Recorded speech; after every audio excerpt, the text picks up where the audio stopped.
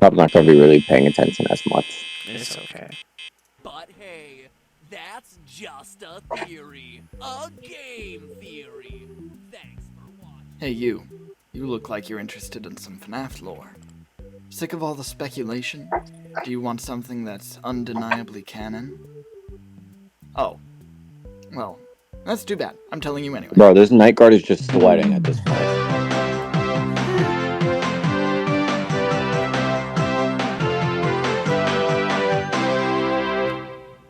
The year was 1983, January to be exact.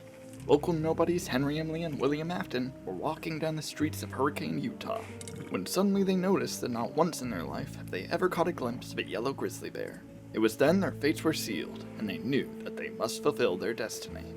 Henry and William were something of robotics enthusiasts, so they finally used their untapped potential to create the most realistic animatronic bear imaginable. On their first attempt, they made a decrepit, muddy yellow bear Oh my with God. giant teeth and claws. This wasn't realistic.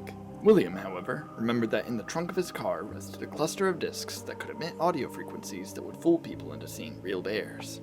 They slapped those bad boys on this animatronic, and suddenly it took the form of a beautiful golden grizzly, who they then named Ferdinand von Bernard. Not only did he look the Ferdinand. part and have a voice like honey butter, but the Ferdinand. mind-altering audio accidentally gave him sentience and cosmic power beyond our human understanding. Not This the was not the very realistic dangerous, bear. but the participatory shenanigans were not swayed. That is, until the entire town evacuated at the sight of this golden beast. Turns out, people are scared of loose bears. Who would have known? Scott and Of Steve. course, this fear wasn't for nothing. Ferdinand was caught dining on a local restaurant owner, and he fled from the crime scene before law enforcement could get to him. William and Henry realized they had been a slight bit overzealous with their first creation. Good thing is, literally nobody knew or cared who they were, so they got away with this scot-free. Later that month, they designed an animatronic simply based on Ferdinand's likeness. This character was quite a downgrade, being both simpler and stupider. This didn't matter to the duo, though, as they loved their creation, and with that, Fredbear was born. At first, they had nowhere to actually put him, so they opted for the dump. He was truly The a fat diamond in Fredbear. the rough. Amazingly, this attempt at entertainment was amusing enough to the citizens of Hurricane that they gave William and Henry enough money to afford a recently vacated diner space. Fredbear was going to be a star. Unfortunately, this animatronic was extremely poorly designed, and their attempts at granting him artificial intelligence quickly turned sour. On February 31st, 1983, his first performance on stage in front of children prompted him to spontaneously combust from a nervous breakdown. Oh my God. William and Henry, heartbroken at this tragic event, cracked down to ensure this would never happen again. Yeah, This through also him. prompted William to threaten the United States government, and they met his demands to strike February 31st from the calendar forever. After that, they set their sights on making something with no flaws. But then they made springlock suits. In an attempt to both ease the animatronic's nerves and not allow them to He's looking at a sandwich. Henry and William created mechanisms He's like, that "Let me have my allowed lunch skeleton break." parts to the inner edges of the suit for a person to climb inside and cover for the character. For extra safety precautions, they created a partner for the new Fredbear 2.0 to ease his nerves. For some reason, the best name they came up with for Fredbear's partner was Spring Bonnie. William was insistent on this name, and Henry felt too threatened to argue against it. Where the safety precautions ended, however, was the fact that the spring locks holding the endoskeleton pieces away from a person's vital organs were made out of paper clips, and the lightest sneeze could set them off. Truly brilliant inventors, those two. The dynamic duo had now created a dynamic duo. William was the only one who had the nerve to actually test the springlock suit, and it turned out he enjoyed dancing around as a yellow rabbit a little too much. Henry was unbothered by this though, as William was still perfectly capable of handling their finances in character. A few months had gone by, and Fredbear's Family Diner was an absolute success. Not only were Fredbear and Spring Bonnie beloved by the now enlightened Mormon population Minecraft of Utah, villager. William even managed to lock in a deal with a low-budget animation studio in order to make a cartoon called Fredbear and Friends. The one downside, though, was the studio needed more characters. Other than colors more exist. Out of obligation, Wow. Leopold, Theodore, Mirabella, and Foxy were created. No, Mirabella's not yellow, she's Xanthophyll. You're just seeing things. Surely these blights to everything William and Henry stood for would never see the light of day in any other context. William and Henry were at their peak, and William finally regained custody of his children. However, one of his sons, whose name has been stricken from the record, waltzed into the back room of Fredbear's and saw Fredbear smoking a cigar. Fredbear's blatant nonchalance about his respiratory health was truly traumatizing for the child. In a panic, the child started to run out the door but accidentally tripped over the foot of Spring Bonnie. Unbeknownst to him, the animatronic was being worn by Harold the janitor, and this collision was enough to snap open the flimsy spring lock Fredbear and can kill smoke Harold a each cigar. way. Harold's soul, heartbroken by his untimely demise in his Let's get it boss's out. backup fursuit, transformed into pure agony, and he became a shadow creature. He gave himself a really cool name, but unfortunately he never learned how to spell, so it came out like this. Shockingly okay Oh, before witnessing this RxQ. occur, the child went home and invited his older brother, Michael, to play a game of Uno with him. However, there was foul play. This child was actually just a terrible human being and slid extra cards into the deck, causing Michael to draw 4, 8 turns in a row. Enraged, Michael threw on a foxy mask and started screeching at the child. The child, annoyed by his behavior, decided to humor Mike until he got bored of doing this and pretended to sob 24/7. Maybe, just maybe, this would guilt trip him. However, Michael was far more resilient than the child anticipated, and this behavior kept going for a whole week. The child, craving literally anything else to do with his time, walked into Fredbear's again in an attempt to face his fears before getting cornered by Trevor the cashier wearing a Fredbear suit. Trevor the child the saw cashier. the reason for this, as Trevor was holding a gnat for a mediocre dentist's office in his hand, and so the child deliberately ran into Trevor to set off the spring locks in his suit. Trevor What an smiled, evil but little didn't shit. matter in all honesty. Turned into a more chill shadow creature that just kind of walked around convincing people to join his conga line. The child Shadow was Freddy completely creates crazy and conga just killed lines. him, Okay. and told his Fredbear plushie everything he did. The next day, Michael and his Uno buddies barged into the child's room to take him to Fredbear's for his birthday. The child was still committing to the crying act, but this was a bad idea as it just made them come up with the idea of shoving him in Fredbear's mouth. So, that's exactly what they did. They mockingly told the child to give Fredbear a big kiss, which the animatronic took immediate notice of. This was a very dangerous situation for his career, so without thinking, Fredbear clamped down his jaw on the child's skull. This terrified Michael and his friends for about 5 seconds, until the child hopped out of it unscathed. What? Turns out, William and Henry gave the animatronics rubber teeth. Great safety feature. The child was livid and threatened Rubber to teeth? drop again.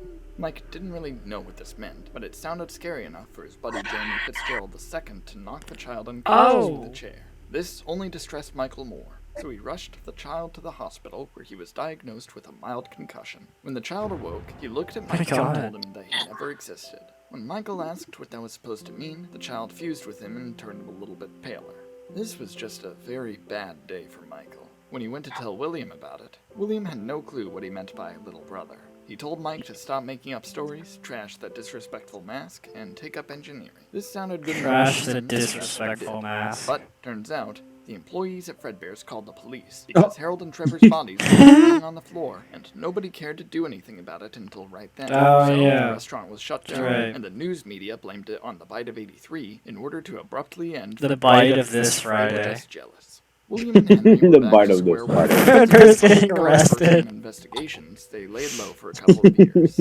But in 1985, they finally opened a new location. With the amount of money they had earned from Fredbear's, they were luckily capable of buying out a new restaurant space with ease. Unfortunately, Fredbear was publicly executed 2 years prior. Fredbear was William and publicly Henry executed. They made animatronics of the cartoon characters Good they had made out lord. of reluctant necessity. Leopold was their immediate decision for the new mascot, as he was actually a bear. He wasn't golden, but he would do. But that name didn't exactly resonate with the public, so after 5 seconds of brainstorming, they renamed him Freddy Fazbear. The initial plan was for him to be partnered with Spring Bonnie, but William refused to work with any type of grizzly that wasn't golden. So, Henry opted to rebrand it with Racist. simply Bonnie, and that worked well enough. However, making these two characters so derivative of their superior counterparts worried Henry and William, as the public could possibly see through their ruse. So, they added another character to the band to distract people, Mirabella. Given the fact that she didn't have overtly feminine characteristics, though, Henry and William renamed her Chica to make sure any Spanish speakers knew she was a girl. There was one last cartoon character they could use, being Foxy the Pirate. This was a gimmick that the Fredbear and Friends show added to drive up ratings. Henry was fine with the concept, but William hated it. For the time being, the partners settled on shoving him in the corner of the building, far away from the three they actually tolerated. After Poor opening the Foxy. location, however, the two quickly realized that children didn't actually care about the 3 stage performers. Something about theming being more interesting. As more and more children flocked around Foxy's Pirate Cove, William immediately ran up and kicked the poor animatronic in the kneecaps. This put him out of order for the time being, and William tore him up after closing to ensure it would stay that way. Somehow this didn't scare anyone away. and everyone just immediately piled back over to watch Freddy sing about bullfighting. Henry and William Bullfighting? were living the life. They lost their beloved golden animals, sure, but they were still happy. That is, until one fateful day. Hey, can I borrow $5? Yeah, sure. Well, not actually this specific day. It was 2 days after this that things fell to pieces. William, after a long day of work, was extremely hungry. You may be wondering why he didn't just eat dinner at Freddy's, but truth be told, he hated the pizza there. They blew all their budget on good tablecloths. So, instead, he opted to drive down to a local rundown Carl's Jr. on that fateful, rainy Tuesday night. Hello, I'd like an original Angus burger and a large Coca-Cola. That'll be $5, please. This was the moment that William Afton snapped. Where are my $5? In a fit of rage, William sped 1 mile over the speed limit and pulled up at Freddy's to enact revenge on Henry. However, by pure chance, Henry's daughter Charlie was locked out of the building. William, attempting to help her back in, looked at her in the eyes trying to explain his plight. However, with the rage in his heart at that very moment, his mere stare was a death sentence. Charlie flopped over immediately from this. William, panicking over this murder, threw her in the alley next to the restaurant and drove off before anyone could see what had happened. My God. After this, the restaurant security puppet, designed to keep track of the children assigned to it, walked out of the building to find Charlie. When it got to her body, her soul grew an attachment to the character, and she stuck around in hopes a new body would be made so she could fuse with it. You'd expect for this to be the end, but the sudden realization of his true power gave William an idea. With his instantaneous death stare, he could quickly and quietly send a horrible message to Henry. He circled back around to Freddy's and made a beeline toward the safe room that contained the retired Springlock suits. He quickly equipped his spring bodysuit and darted around the restaurant telling kids that their dead dogs were alive in the safe room with old man Jenkins. None of them actually had dogs, but they all assumed that they'd managed to get a free one anyway. Of course, they realized very quickly that they were conned. William waltzed into the safe room with 5 total children inside, but before he could do anything, the child named Cassidy kicked him in the shins so hard it knocked the pink out of him. Luckily, he duct-taped the spring locks to the edges of his suit so they couldn't go off.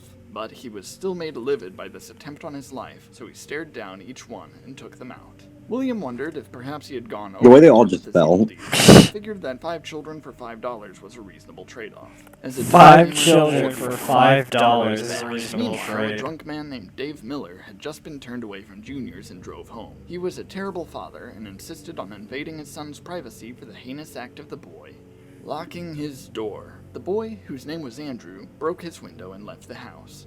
Turns out, Trevor the cashier, at this point dubbing himself Shadow Freddy, convinced Andrew to participate in his conga line to Freddy's. Unfortunately, Shadow Freddy's favorite spot to wrap up his conga lines was the safe room, and the two just so happened to come in as William finished stuffing 4 of the children into the animatronic suits. William, surprised by his sudden extra child, accidentally gave him the death stare, and now he was left with an extra body to stuff. And to make things more inconvenient, there weren't any more characters to pick from. This, however, is when he realized that he could just stuff both Cassidy and Andrew into the Fredbear suit.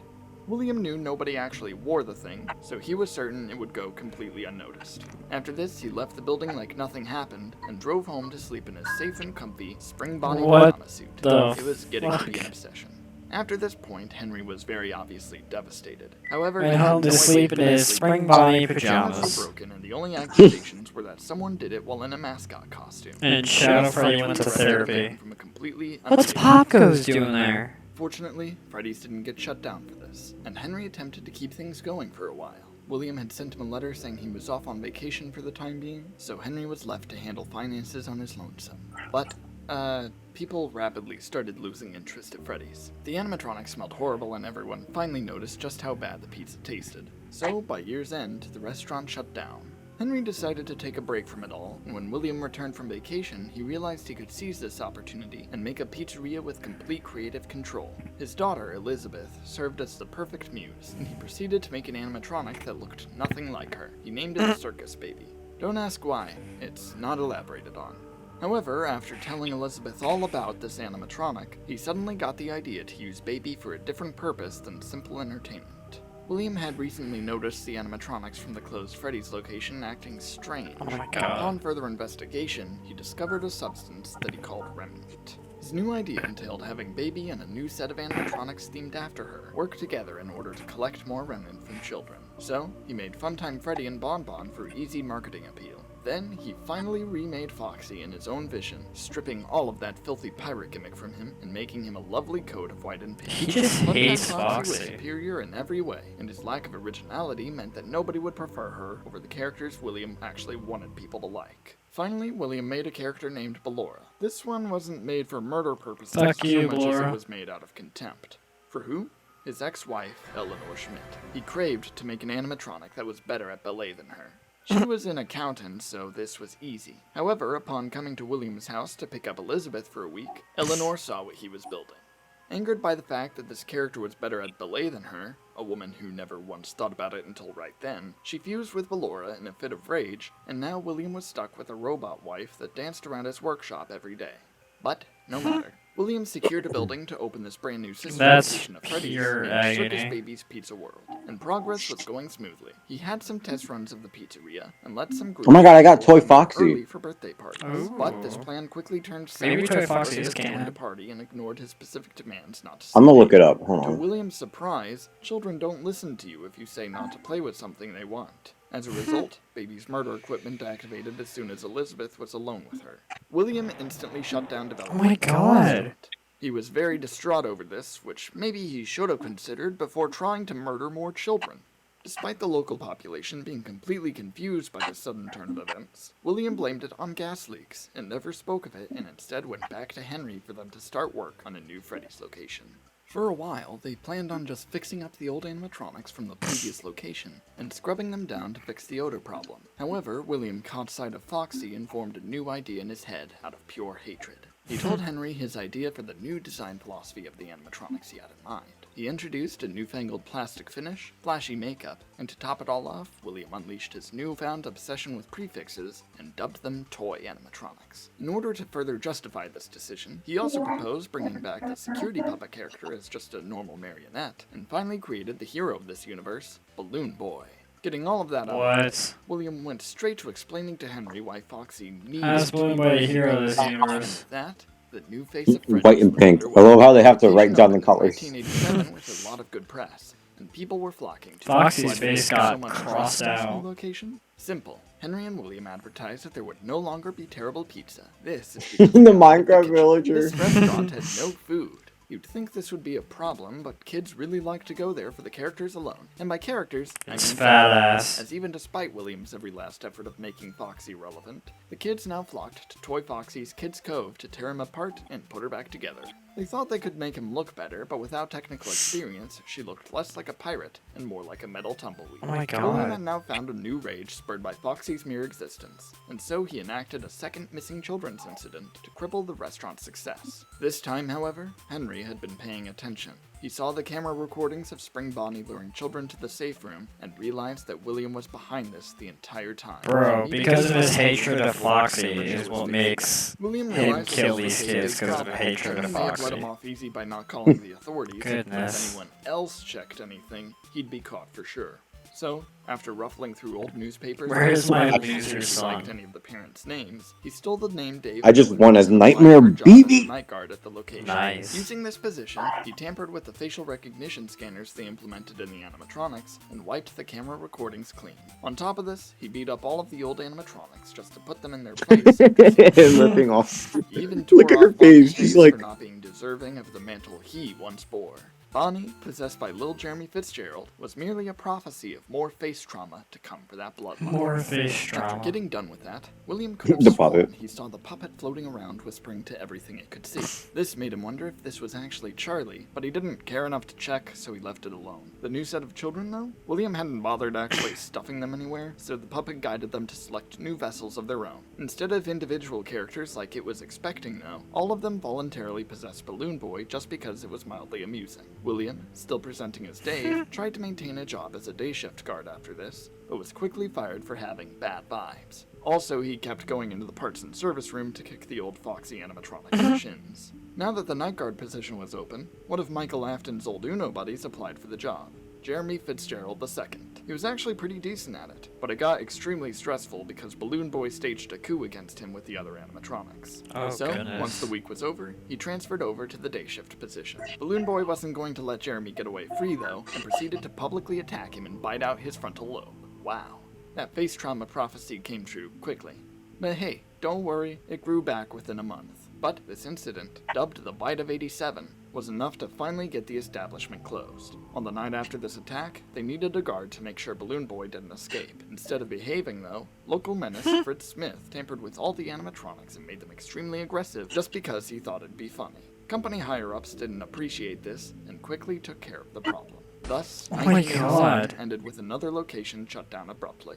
Henry scrapped all the toy animatronics after this, except for Toy Freddy and the puppet. Turns So he out Toy kicked them. Freddy was already retiring, as he really wanted to become a gamer. His endeavors were successful, and he led a happy life. The puppet, Oh, I'm not just surprised. vanished. Henry, spooked by the idea of a sock monkey with a clown mask coming back to haunt This him, sock making monkey. blueprints for a counterattack if that day ever came. Now, Henry The had sock his monkey. sights set on repairing and reusing the old animatronics for one last attempt at the pizzeria business without William in his way. However, this plan was easier said than done. Henry, with all of his financial incompetence, had next to no funds to enact this idea, so he briefly attempted a public fund to try and get money. After a day of trying, he gave up with exactly $0 earned. Henry was broke, sure, but he had some powerful resolve. So, he decided to steal back the building he and William used in 1985 to recycle for his new pizzeria. Despite this being very much illegal, nobody actually wanted to use the building given its history, so the city decided not to bother Henry when he claimed Ew. it back as his. Being a one-man show, Henry had to take his sweet time renovating the place. But, after about a year, he managed to open it back up with somewhat new animatronics. And, to his surprise, he was actually moderately successful. Due to a dwindling bear population, Bro, this night guard is such a it was sweat. growing demand to see one in person, and the populace reluctantly decided that Freddy Fazbear's Pizza was their best shot at doing so. Unfortunately, the rubbing his working shoulder? conditions were very much terrible. Oh my The God, most loyal Foxy. employee of Fazbear Him in the Entertainment, back. only known by his co-workers as Phone Guy, was assassinated by the Bro, this night guard is animatronics literally during such a his final fucking week of working sweat. the night shift due to looking I suspiciously hate when this guy's crippled. night guard. The good thing is, he had recorded a helpful guide on how to not get assassinated right before getting assassinated. Henry was not ready to let this casualty of his negligence ruin my things for him, goodness. so he covered up Phone Guy's death and Oh. did as usual afterward. William, still being unemployed and bored, decided now was a good time to take revenge on Henry. Again? He realized that he still had an entire stockpile of animatronics he never got to use. With the power of legal loopholes, he managed to kickstart Circus Baby's entertainment and rentals. For suspiciously low prices, the average family could have a giant chrome animatronic shipped to their doorstep to throw parties for their children. What could Bruh. go wrong? Well, Baby's eyes were green. For a moment, William thought he just misremembered her eye color, but then she started talking to him about very personal matters, and he realized Elizabeth had possessed her. Instead of doing anything immediate to solve this problem, he locked her in the rental facility and wrote a note on the fridge to take care of it later. After a few more years, Michael Afton finally graduated engineering school and came back home. William was delighted by his son's return, as he was conveniently useful for his newest plot against Henry. However, he wanted Michael to be fully prepared for what was to come, so William locked Mike into a crude In your layout of office, their house motherfucker. that vaguely resembled the layout of Freddy's. In this fake house, William had prepared a makeshift animatronics with dangerously high safety hazards to attack Michael, so he could learn how to defend himself against the real deal. After roughly a week of watching Mike handle the process, William noticed something went wrong. Something broke into the fake house. Upon further investigation, he discovered some discarded audio discs lying on the ground. It was Ferdinand von Bernard! Having wandered the wilds of Utah for exactly a decade, he returned to Hurricane to wreak havoc on his creators. So, he targeted William's favorite, only, son using his unaltered form. But Mike was resilient, and he managed to avoid Ferdinand long enough that he got bored, reapplied his audio discs, and finally wandered away. Given the unplanned attack on Michael, William ended the testing process and gaslit Mike into believing it was all just a nightmare before changing the subject to getting a job.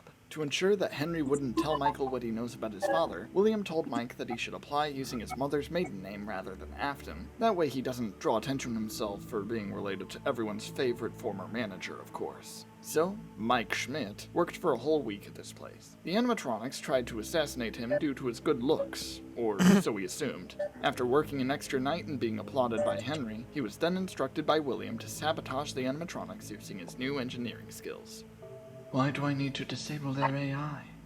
It builds character, and Henry still owes me $5.